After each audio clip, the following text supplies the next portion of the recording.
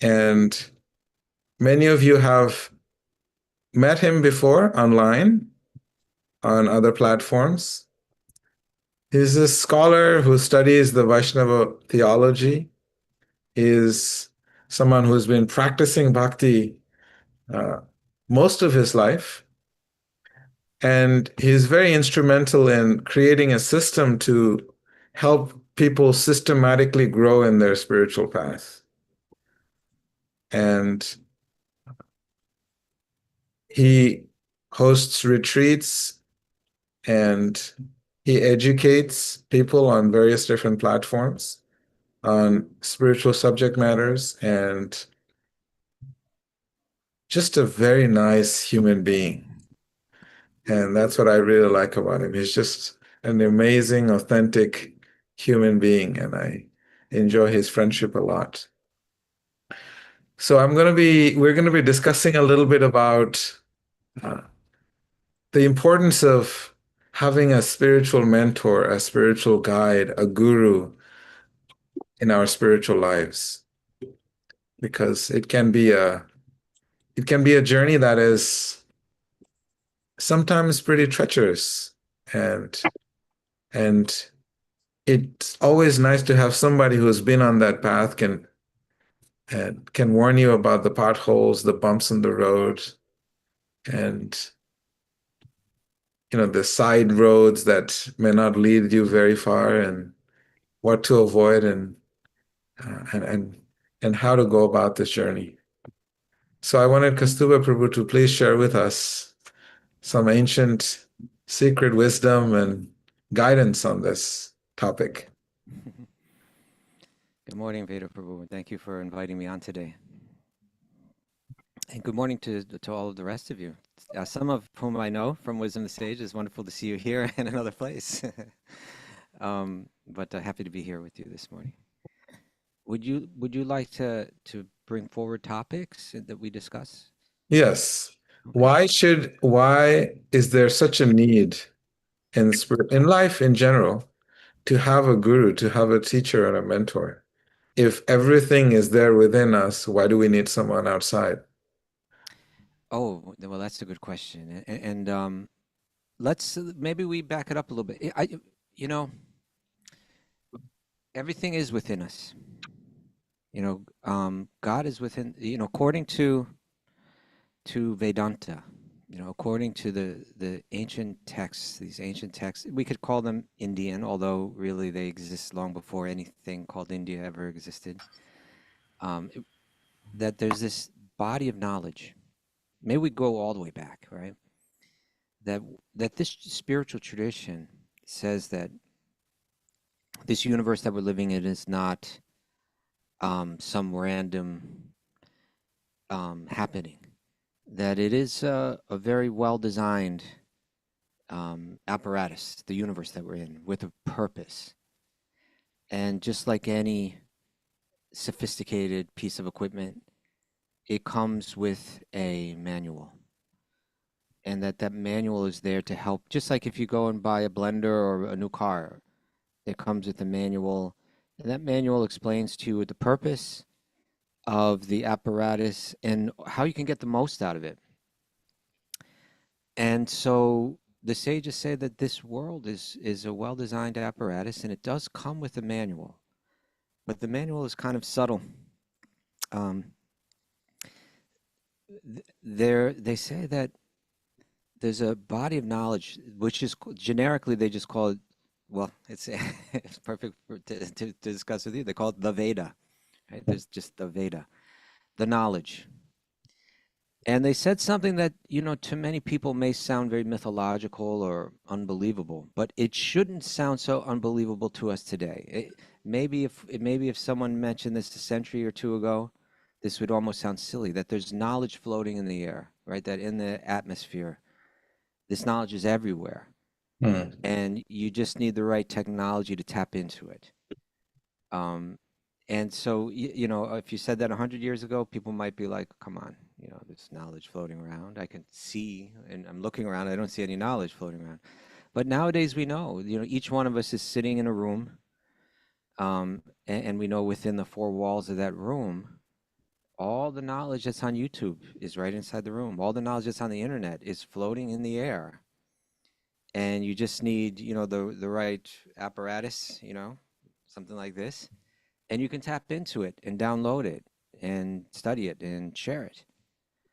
And so the yogis said that, with the right, if someone that you can qualify yourself to access that knowledge. And that's what yogis were doing. It involved simplicity. It involved all these good quick kindness and simplicity, kindness, austerity, concentration, determination. But that one could kind of like purify their own receptacle, their own receptive apparatus to tap in to the knowledge. And yogis could do that. They could go into meditation, they could access it, they could hear it or see it, and then they could share it. And the legend goes that 5,000 years ago, the great sage Vyasadeva did that and took it a step further. He wrote it down. He kind of edited that knowledge, kind of put it in categories to make it easier to understand.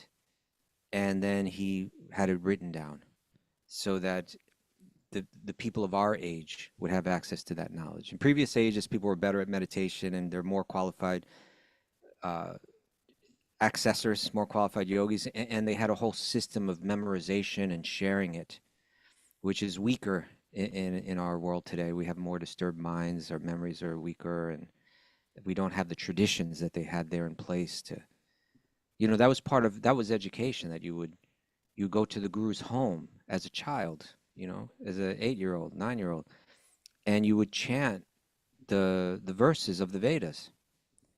And because you're doing it when you're really young, you can memorize so much.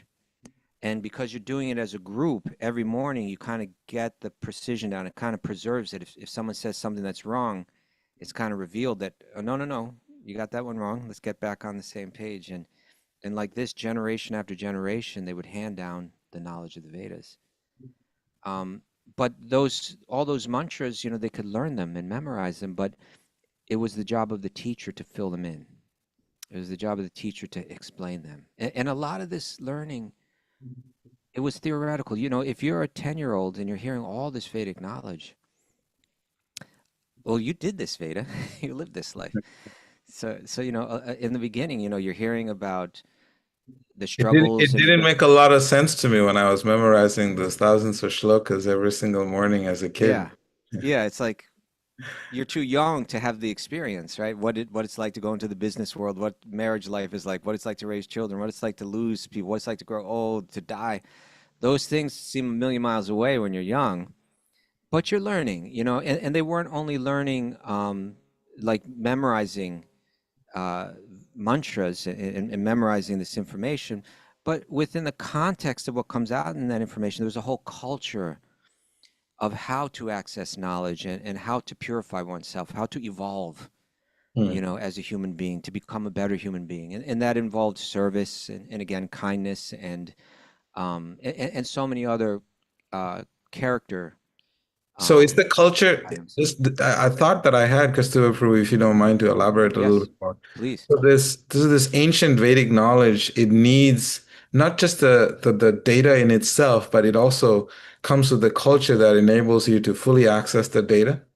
Yes, the way that the yogi said describe it is it's not merely like typical academic learning, and I would argue that even within an academic setting, things like character do matter, but especially when it comes to spiritual knowledge, and maybe the most famous verse about the relationship between the guru and the disciple and the transferal of knowledge is from the Bhagavad Gita in the 4th chapter.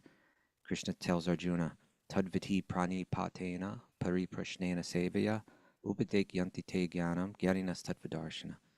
That he says, to understand this higher knowledge, you should approach someone that has it, right? You need to approach it. Tattvadarshi, someone who's seen the truth. Hmm. And it says, Tadviti pariprashnena, you should question them from all angles, you should question them all around. Pari means like to go, like we say, parikrama, when you circumambulate a holy place, or so from all different angles, you question them, with the right attitude, and this is That's Puri pretty Krishna. wild when you think about it. In the world, nobody wants to be questioned. People get offended when you when you tell them something like you don't trust me, you have a problem with me, like Yeah. something wrong with you.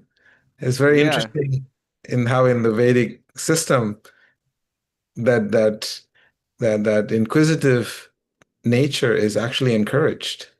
Well, Veda Prabhu, one thing that I went through a whole system of education growing up. I was never very fond of the whole system. Um, just growing up in New York. Um, Not that it was horrible or anything. I learned basic stuff. Um, but they really had the yogis. They had a lot of understanding about emotion. Um, they understood certain mindsets, or you could even say like heart sets. Like how your heart is set or how your mind is set. Mm. They affect the transmission of knowledge, both from the teacher as well as from the student. That if Mm. their mind and heart are nicely aligned, that knowledge really flows. Mm. Um, there's a whole etiquette which is a bit contrary to the way that many of us were raised. That I know growing up in school, I didn't respect my teachers for the most part.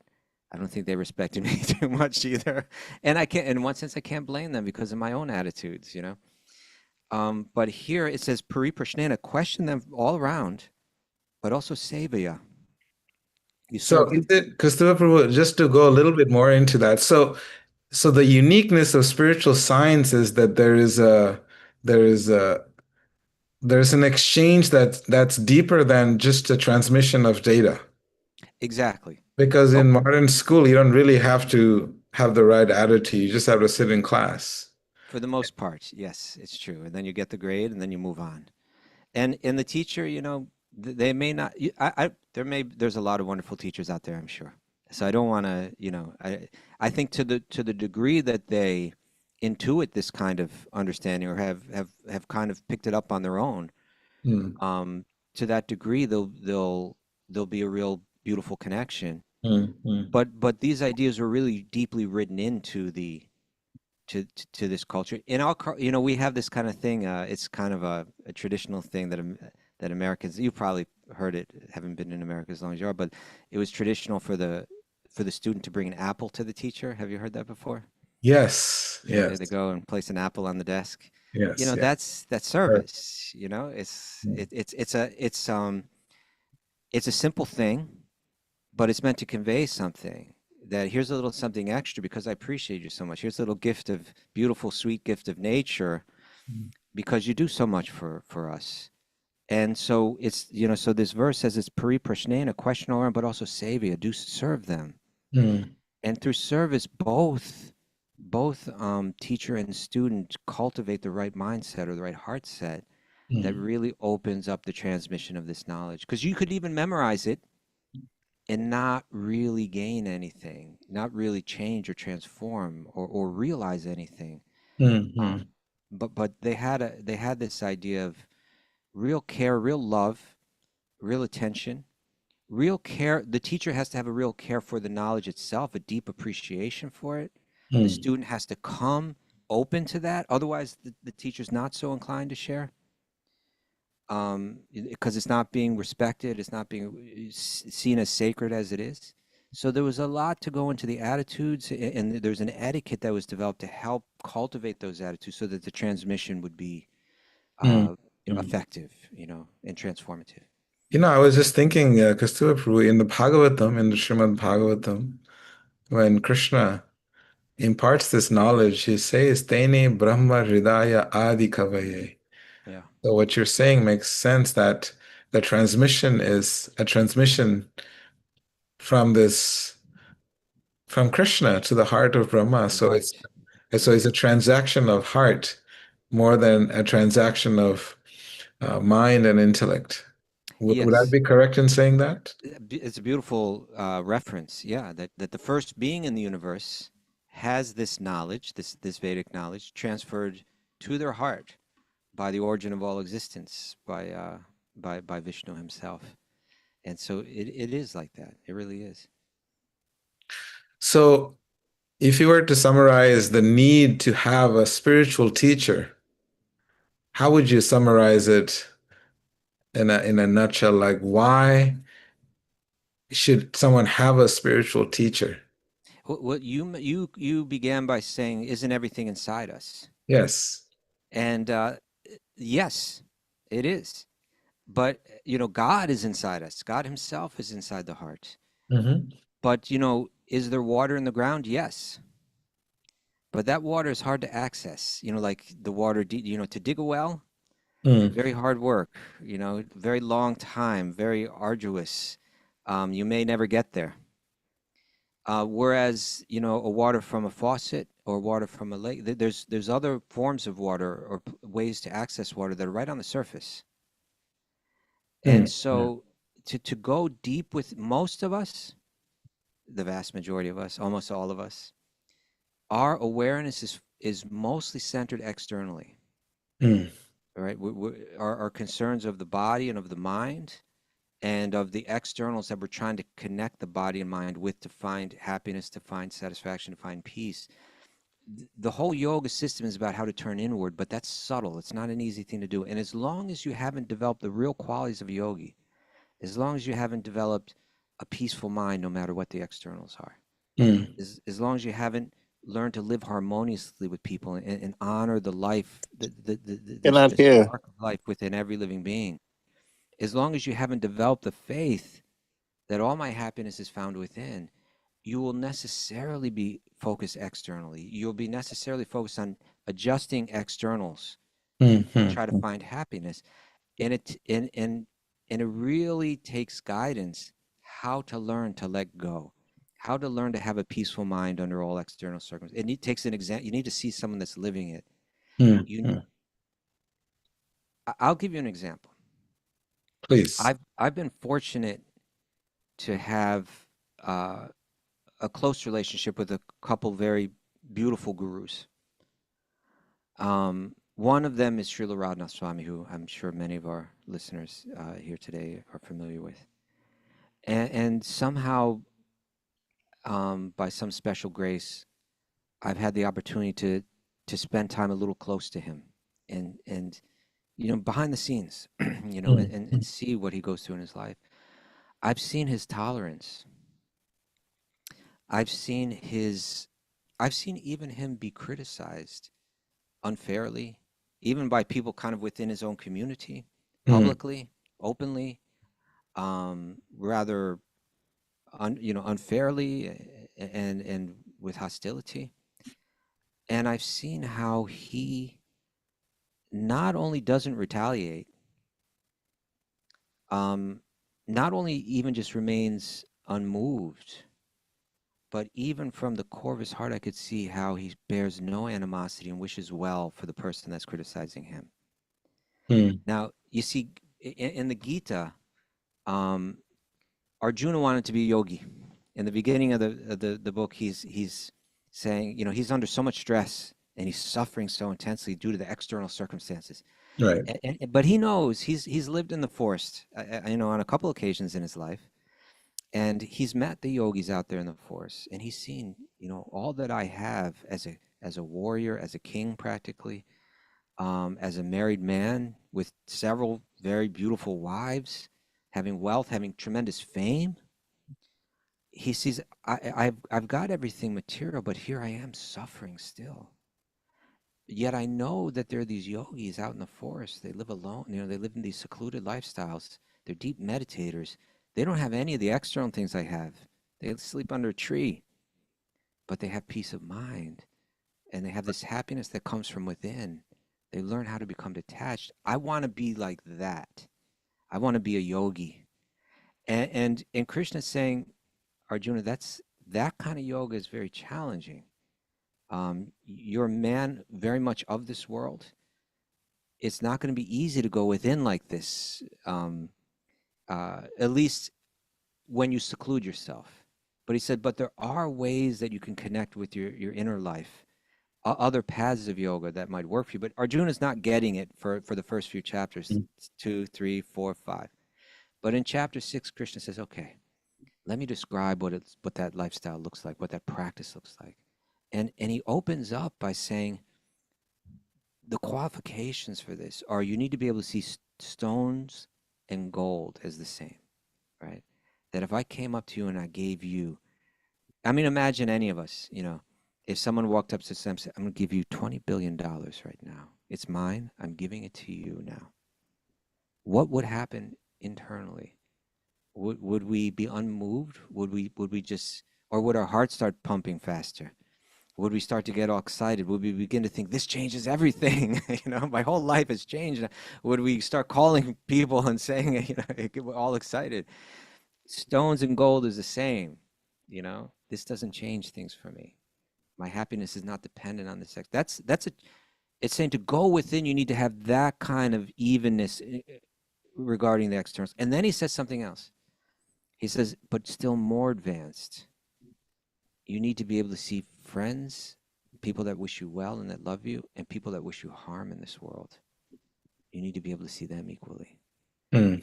Ooh, that's really difficult. That's more advanced. And so for me to see someone like Radha Swami and to see him have a an affectionate, kind response to all living beings, even ones that are attacking him, Mm. I couldn't learn it just by reading it in the book. I would have to see that example because otherwise I rationalize my responses in this. Well, that person said that, so I have every right to feel this way and I have every right to speak this way. And really what's happening is my mind is getting disturbed and the peacefulness that I need to go within, I won't have it. But when I see someone who lives that under all circumstances and that can express it, that can see where it's missing in myself, can point it out, and then not posing as like an enlightened person, but drawing from the Veda, right? Uh, Hey, go. um, sharing all this within the context of the source of the knowledge, not claiming I'm enlightened and I figured everything out, but saying, look, this is what this body of knowledge teaches. This is how we live it. That kind of example, that kind of deeper understanding, that's what can help us go within. Otherwise, it's going to be a very, very challenging thing to go within in such a significant way that you connect with everything that's within you. You connect to God within you. You connect to your own true inner nature. It's not a simple thing. Or let me put it this way: it's a very, um, it's a very high ideal, and it's it's a rare thing for someone to be able to do it. We're very weak in many ways, and so the guru can really help us do that as a teacher, as an example, almost as a doctor who knows how to draw from this body of knowledge and prescribe what will be best for you to hear, understand the different practices in your own life that will be most applicable to you and your situation, um, have a thorough understanding of the knowledge and a thorough understanding of the student, and know just what will be effective for them and what won't be effective for them. If a Mm. student is trying to draw from that body of knowledge on their own, it's almost like it's something like a sick person walking into a pharmacy alone and trying to find what medicines will be most effective for them. They may not be so qualified to understand it, whereas the qualified pharmacist or doctor will have a clear idea of precisely what will be most effective. So it's like that. It's we shouldn't think it's a cheap thing or an easy thing, and therefore a qualified guru becomes so important. You know, such a beautiful topic that you're expanding on. One of the things that I oftenly get asked, the externals somehow they play a big role in in the perception that people have of what is a guru. And so maybe you can just go in a little bit how to overlook or look deeper than the externals, like I'm missing my beard and my long dreads today. Mhm. And so does that disqualify me? And so there's a lot of that happening and just surrounded by a lot of followers. And so there's a lot of external components to the guru factor that attracts people it because then it kinds of blinds them to seeking the truth inside of all of that. So how do we go about removing the layers so you can really really look for the essence? You know, it's such an important issue that you're bringing up. Um, a lot of people are within the realm of spirituality, but just like anything else, Hmm. not everybody is in it for the right reason, or let's put it this way, more likely their reasons are somewhat mixed. Maybe there's part of them that really does want the truth. Hmm. But there's another part of them that wants the things that have us bound in this world, some prestige. They want to be recognized, seen as special, seen as different. Um, and, and and we pursue that through externals, the clothes, the accoutrements, you could say. And if our mind is absorbed on that level, we're going to look for those same things in a guru. And as you're saying, it might have to do with a beard or a turban or a certain color cloth or coming from a certain place in the world, Right, in so many right. ways. Whereas the sincere person, the deeper the sincerity, the deeper that it's truly, I want truth. I don't care how I'm seen. That's not why I'm in this.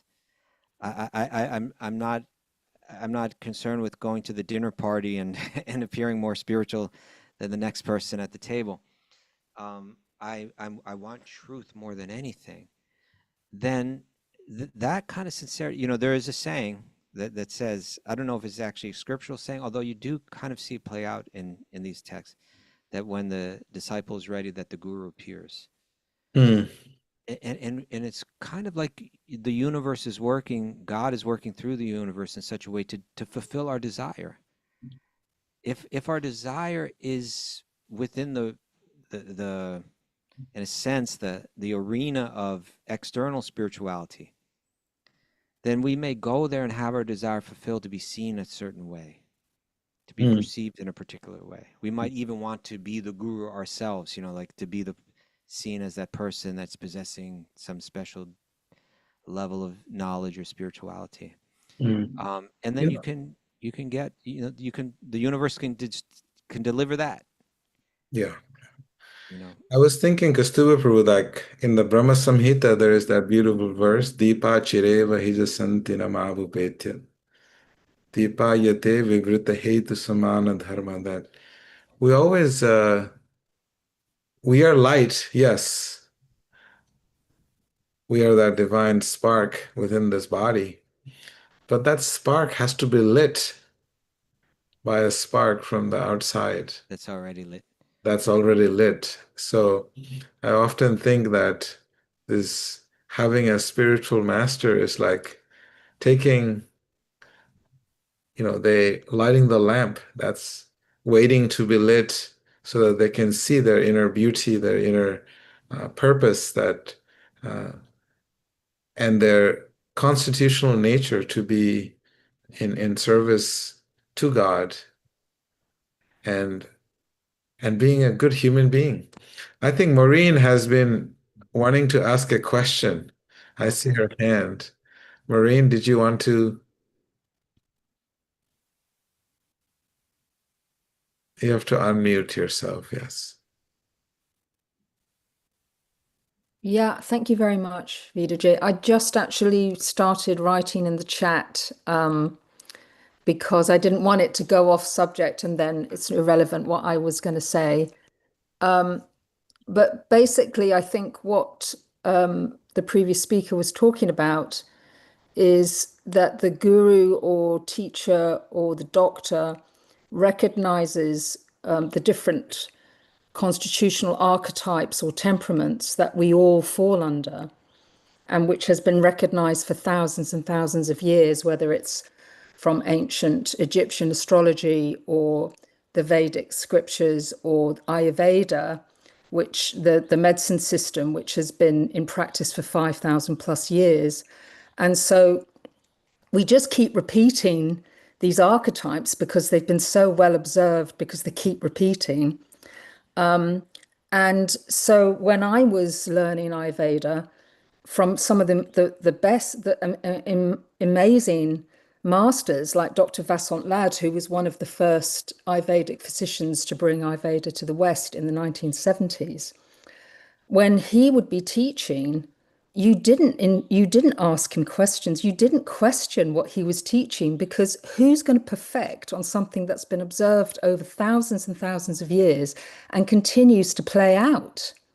So, I mean, I don't know. I'm more familiar with Ayurveda medicine teaching and not so much the Vedic scriptures, but I would imagine the same applies, because it's describing the human condition, which we don't seem to, we're never that far away from it. You know, we're all trying to transcend it, but it's always there as a constant practice and a constant challenge.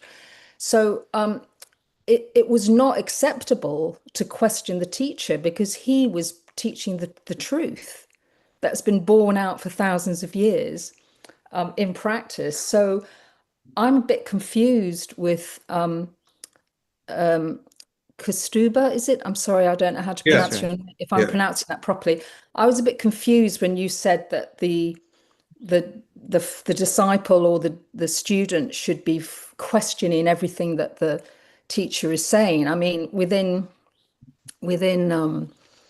reasonable context, but the actual core teachings, I mean, you can't reinvent the wheel, or why would you waste energy doing so? So there's certain parts of the teachings that you really can't question. You have to practice it, and then if you have your own specific questions about your difficulties or your insights into the practice, that could be brought to your teacher. But the role of the teacher, as far as I can see, is to identify what your constitutional temperament and tendencies and qualities are, and to try and bring them out as best they can, and to also warn you about the tendencies that might be tripping you up as well, you know. And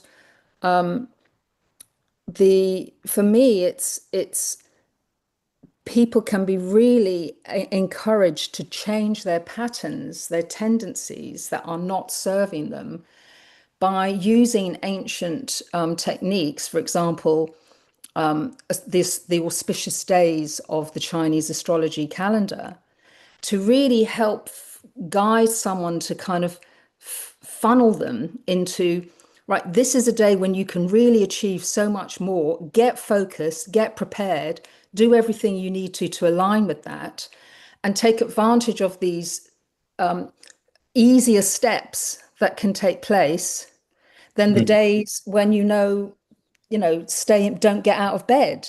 So I think that's the skill of the teacher. And the question of the student is, when can I best benefit from my certain alignment practices, according to the heavens and according to how that is how that is aspecting me in my unique constitutional temperament, or the blueprint that I've come in with.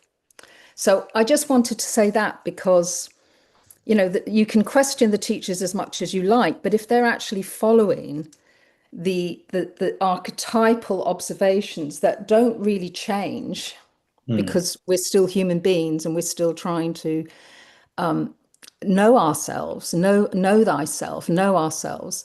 The teacher should be there to give you these prompts of how to navigate the flow of life. So I yeah, I think just really wanted to bring that as as a counter to the student being able to freely question the teacher, because the nature of what the teacher is bringing has been tried and tested for thousands of years. And we think when we think we can improve on nature or improve on the divine, that's when we get ourselves into trouble. Maureen, good point.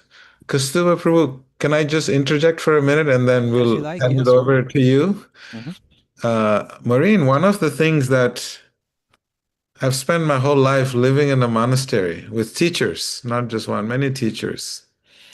And my mind never wanted to accept anything that they said because, a bunch of old people telling me how to live life.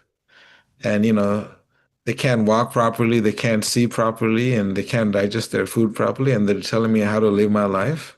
It's like, no way, I'm ready to accept that. And so the human mind has a need to inquire. I needed truth. And I really, really pushed my teachers hard to tell me the truth. And I challenged the truth because everyone's truth is very subjective. And finally, when they presented to me not their truth, but the absolute truth, and they give me a path of which I could actually practice that absolute truth. We're not looking at, they were not even, presenting to me the objective truth. They were presenting to me the absolute truth because I wasn't interested in what their point of view was. Like, who cares about your point of view? Everyone has an opinion.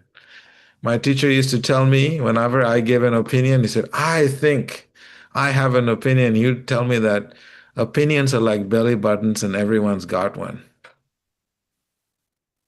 So, and I was like, okay, so, what's it so different?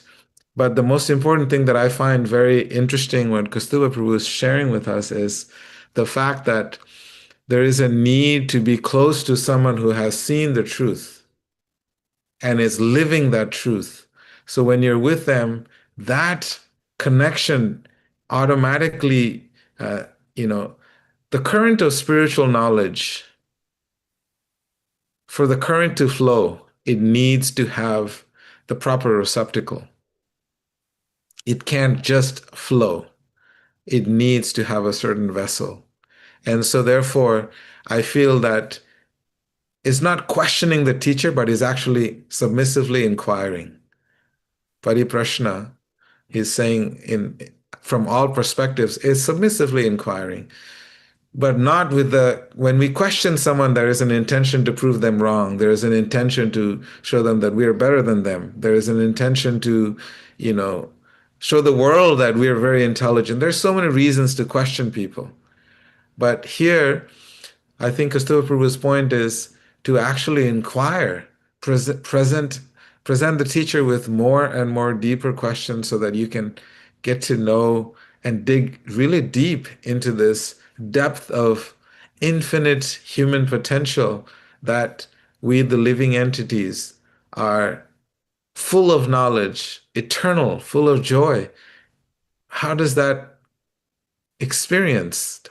It's not just some theory. So I think that uh, from my perspective of living with so many gurus from age 5, I have come to the point where it is so important because it's so easy for the human mind to be misled into what is the truth because people are very convincing these days.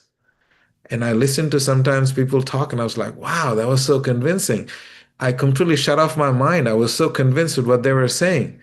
I lost my own identity in that. So those kind of charisma people may have, but I think Kaustubha Prabhu, you wanted to add something to this because I think Maureen has shared something very beautiful.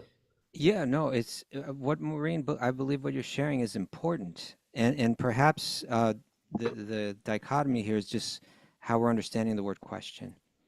And that's what I was trying to speak to when I was describing this culture of the heart. It's by question, I don't mean raising objections or challenging the qualification of the teacher or the validity of the knowledge. But by question, I mean it's an inquiry into understanding it more deeply. And so we see that actually practically the entirety of Vedanta is the format is always questions and answers. What is Bhagavad Gita? It's Arjuna asking questions to Krishna. What are the Upanishads? Over and over again, it's questions being placed, from student to teacher. Puranas, same thing. It's the format through which knowledge is shared. But as you're sharing here, it has to be done with an understanding of the sacredness of both the knowledge and the teacher. If that respect and genuine appreciation isn't there, this was the point that I was trying to illustrate. Then there's really no transfer of knowledge, even if someone memorizes it, even if in an academic way, you take in the information and have it memorized, it's not necessarily transformative at all. And therefore, as Veda Prabhu was saying, this pariprashnena from the Bhagavad Gita, when it's saying to ask these questions and ask them from all angles, it's also indicated that they're submissive inquiries, and that it's combined with seva, that is combined with service to help cultivate that connection of respect from student to teacher, and of sometimes they'll say mercy or kindness, a very sympathetic and caring mood from teacher to student. That opens the channel for the transfer of knowledge. So by question, again, I don't mean to challenge the validity of the teacher or the student, but to inquire with respect for clarification of what's being shared. I like that. And one of the things that I always remembered is that spiritual knowledge is such that the only way this dissemination of spiritual knowledge works is it's both an ascending and a descending process, which means the student has to have the mood of humility, and the teacher also has the absolute mood of humility because the teacher recognizes that this knowledge that I have, it is simply handed down to me by my spiritual master. I'm simply the the caretaker of this knowledge to give it to the right recipient who is ready for this. So I feel that humility in this process is such a big factor in having this spiritual knowledge. And the spiritual master will teach the student humility. And it is only through that can we actually have spiritual knowledge. Whereas material knowledge, you don't really need any of that. So the current that actually transmits that spiritual knowledge is through humility. Mm. So that being the foundation to ask questions, it is done with humility. It is done with sincerity. And to render service again, it is, we have discussed service is a spiritual transaction. It is not a material transaction. There is something deep that happens when we engage in service. There's something deep that happens when someone sincerely inquires and humbly asks questions. Kaustubha, you want to add a little bit more to that? The mood in which this transaction takes place? Sure. And I see we have another question. So I don't know Yeah. if we should take that first or if we should Yes, be brief. Kelly, yes. Kelly, Hi, Krishna. So lovely to see you, Kaustubha and Veda.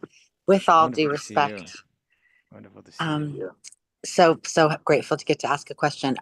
I believe I've heard from both of you that your learning situations from your teachers have not always felt filled with love or spiritual transmission, but still you were able to learn. You still came with humility. How do we learn without getting caught up with these bodies, how do we feel respect and love from some teachers that it may be hard to find from their actions, from their behavior? Radhanath Swami, what an example. I mean, he walks in love. You can't help but feel it. But I know that there are other teachers that are definitely worth learning from, but it does not perhaps come with a feeling of love and respect from teacher to students. Would you like to start Veda Prabhu? Yes, Prabhu, I'll let you take this. Okay. You know, one way or another, the Veda teaches us that there's a mood of friendship between guru and disciple. And friendship, you know, friendship has its different facets. Sometimes one friend is more the senior and one friend is more the junior, or the idea being that by friendship here we mean there's a genuine affection. There's a real affection. And again, if the humility as well as this affection becomes the conduit for the transfer of knowledge. But you know, sometimes a friend has to be strong. Sometimes a friend has to share something that's uncomfortable. I've really had two most important gurus in my life, and the nature of them, and I'm fortunate to have the sister-in-law of one of them here today with Shraddhanjali. She knows my initiating guru, Srila Tamal Krishna Goswami, who was like, you know, he it's hard to describe a person that there's this power in him, and it was scary. And I was once asked to speak about both these gurus, and I said one of them taught me through tolerance, and one of them taught me through intolerance. Like Radhanath Swami, soft, gentle, hardly will ever give a strong corrective word, tolerates everything.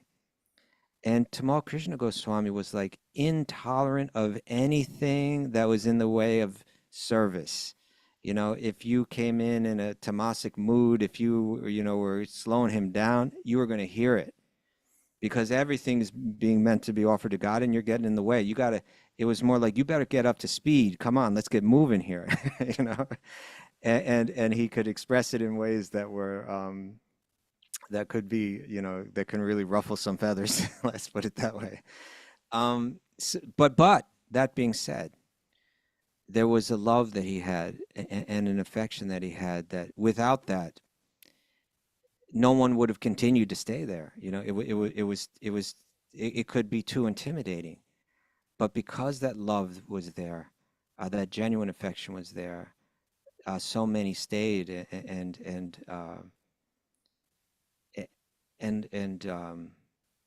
continued to serve and learn from him. But to speak to this question, I would say that if that genuine affection is not there, that's an issue. If you don't feel like we love each other, we care about each other, then it'll be difficult for that to be a very rewarding experience for both. And there's one topic that becomes real important to this broader conversation that maybe this is an opportunity to kind of introduce that. It's a bit subtle, this idea, but it's really important for understanding the nature of what a guru is, or what, maybe I should phrase it like this, what guru is. Because it's easy for us, and initially when we come to it, we think it's that person is the guru. But the way that the sages really speak about this is that guru is not exactly a person, it's a principle that's working through a person. It is that knowledge descending, and when it descends to us through a particular person, we call that person our guru. But it's the principle that's coming through. That's why there's so much humility from the teacher, because they realize this knowledge isn't mine. If it's passing through me and reaching this person, then I'm very happy that I'm able to kind of get out of the way and let it flow. And I'll do the best I can to preserve it and serve it and hand it down. But it's that principle that is sacred, and we appreciate the person because they're preserving that sacred knowledge and transferring it. And there's a really interesting chapter in the Srimad Bhagavatam where one king finds this unusual sadhu who just kind of like lies around and doesn't do anything, but he's in this incredibly high state of awareness. He doesn't even endeavor to get food or anything. And he's like saying, and the king comes up and saying, who are you and how did you get this way? You are so deeply spiritually absorbed that you don't do anything. You just sit there in this state of complete enlightened knowledge and happiness. How did you learn this? And he said, well, I had 24 gurus. And then he begins to name all the different gurus. And some of them are people. Some of them are the last people you would expect. Some of them are animals. Some of them are even inanimate objects. And he begins to show what he learned from how that knowledge passed through them to him. It's a very interesting idea. Now, that being said, most of us will need, guidance into how to find that truth. And it kind of goes back to Veda's earlier question. There's water that's deep down in the ground that you can dig a well and find it. Not everybody's got the equipment to do that. And so we seek that knowledge in other places, places that are more accessible, like a good teacher or a good guru. And that guru can help prepare us find the deepest knowledge deep within ourselves. But wherever we see this knowledge, sometimes it's coming through one channel, and due to circumstances, that person may pass away. Like my initiating guru passed away. But it doesn't mean that the guru element is gone from my life. I still have the teachings that he shared when he's here. I have access to that. And I may even understand things that he told me years ago in a whole new way today, because the access is still there. Or I might find it in another person, and I would know that he would be happy that I'm finding in this person, because what he was transmitting is now being transmitted through the current access point. But guru is that principle, that knowledge descending, and wherever we find it, we honor it as guru. And so that's the real idea. Where can we find this genuine knowledge, this real thing? What we can and we should certify it in a sense by seeing, is it consistent? What this person is sharing, is it consistent with these sacred texts? Is it consistent in the lives of the great sadhus, of the great souls? They say there's these three: guru, sadhu, shastra. The same truth coming through all three. Do they all measure up? It's a real science. It's a serious thing. But if we learn a bit about the science, then we can really have access to it, and we can. I'm trying to remember the original question now, but I wanted to tie it back to that. But it had, if you could remind me, Kelly. If the guru's not kind and loving in their Yes. behavior. Yeah. We can't, if we're not, sometimes one even has a relationship with one guru, and we begin to feel that it's drying up. What was coming through isn't coming through, and it may have something to do with an external thing, and it might even be personal in some way. And then if both are mature, then they can say, okay, you can find that. Where else are you finding it? If you're finding it there, then you please go and search, and I'll be very happy that you find that you're finding the same knowledge coming through another source, another guru. So that affection of guru and disciple is part of the relationship. If it's missing, it's going to be difficult for it to be successful, but it's not the end of the world. That same principle can be found flowing from another source, through another source. Thank you. Thank you, Kelly. So our time is over. I will just summarize that with this final note that guru is the spiritual principle that connects the soul to its source, because the soul is separated from the source. We're part of the source. So that divine connection is what the guru does, and he does it because the word gu means darkness or ignorance, and ru means someone who removes or destroys that ignorance. So this is why in our life we must always have a spiritual master that can help us remove the darkness that is a constant it's a constant imposition that comes from being in the material world. We are imposed, it's being imposed on us. And the guru is someone that can actually help you to go through that and help you see the beautiful spark that we are and our relationship with God. So, Kaustubha Prabhu, thank you so much. It is such an honor to have you with us. It's an honor to be here with you and all of your guests here, Prabhu. And I'm so grateful to all of you from all over the world that you're able to join us. And I look forward to seeing you very soon again next Saturday. And please don't forget that you matter and your sadhana, your spiritual life, it's your daily investment into cultivating the sanctuary of the heart. So thank you very much. Namaste, Thank you, everyone. Thank you. Hare Krishna. everyone. Thank you, Hare Kaustubha. Krishna. Hare Krishna. Thank you for such a beautiful Namaste. topic. Hare Krishna. Great to see you, Kaustubha and Veda. Haribo. Haribo.